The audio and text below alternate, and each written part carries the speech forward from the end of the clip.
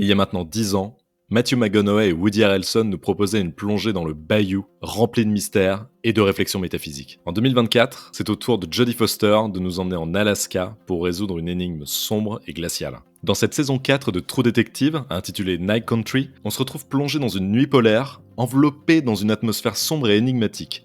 Et dès le premier épisode, qu'on va décrypter dans cette vidéo, beaucoup de mystères sont mis en place, impliquant des chercheurs disparus, des langues tranchées et un lien avec un ancien meurtre qui n'est pas sans rappeler le fil rouge qu'on avait dans la saison 1 de True Detective. Pour rappel, le showrunner Nick Pizzolatto a laissé sa place à Issa Lopez pour cette saison 4, mais on sent que la réalisatrice a bien compris ce qui faisait le sel de True Detective et on est tout de suite plongé dès cet épisode 1 dans une histoire à tiroir qui va nous retourner la tête. Et c'est notamment grâce à l'environnement envoûtant de l'Alaska. Cette nuit polaire, qui est un phénomène naturel, qui n'est pas sans rappeler le décor du film d'horreur 30 jours de nuit, sert de toile de fond à cette nouvelle saison. Dans ce monde où la nuit dure bien plus que 12 heures, les légendes prennent vie et promettent des merveilles et des terreurs insoupçonnées. Dans cette saison 4, on suit l'inspectrice Liz Danvers, incarnée par Jodie Foster, et l'agent d'État Evangeline Angie Navarro, jouée par Kali Reis. Deux personnages profondément marqués par leur passé et leur drame personnel, mais qui vont lier leur vie au mystère qui se déroule devant elles. Dans cet épisode 1, lorsque Clark, un homme qui travaille dans la station de recherche Tsalal à Ennis, en Alaska, prononce les mots « Elle est éveillée » avant de s'effondrer, une chaîne d'événements étranges va se mettre en place. Les chercheurs de Tsalal disparaissent, et laisse derrière eux une langue humaine coupée.